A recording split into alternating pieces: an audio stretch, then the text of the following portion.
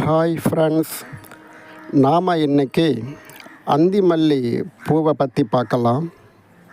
தமிழ்நாட்டில் இந்த பூவை அந்தி மந்தாரை, 4 மணி பூ, 5 மணி பூ, பத்திராட்சை பூ, இப்படி பல பேர்களால் அழைக்கிறாங்க.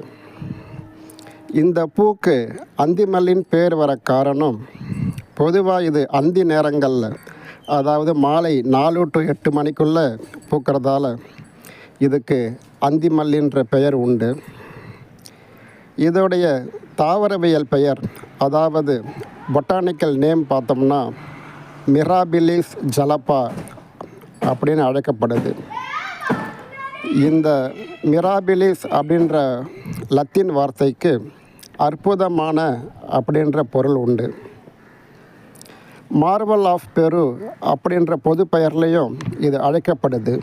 காரணம், தென் அமெரிக்க நாடான பெரு நாட்டை தாயகமாக கொண்ட, பூர்வீகமாக கொண்ட பூ இந்த பூ.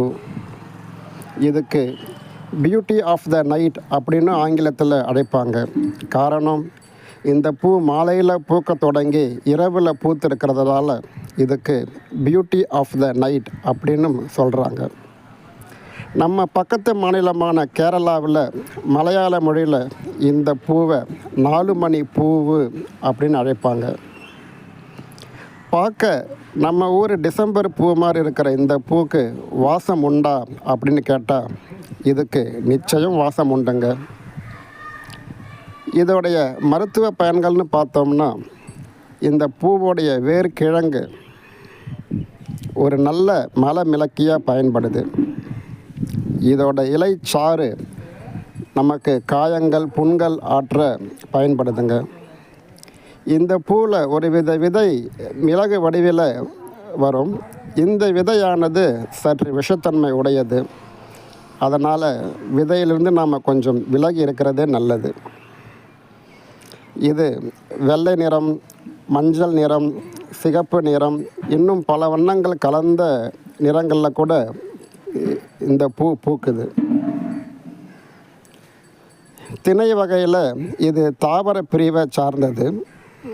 உயிர்கிளையில் இது ஒரு பூக்கும் தாவரம். இதில் உட்கிளைன்னு பார்த்தோம்னா மெய் இரு வித்திலை பிரிவை சார்ந்தது. வரிசையில் இது கரியோபிலாலெசுன்ற வரிசையை சார்ந்தது. குடும்பம்னு பார்த்தோம்னா நிக்டாஜினச்சே என்ற குடும்பத்தை இது சார்ந்தது.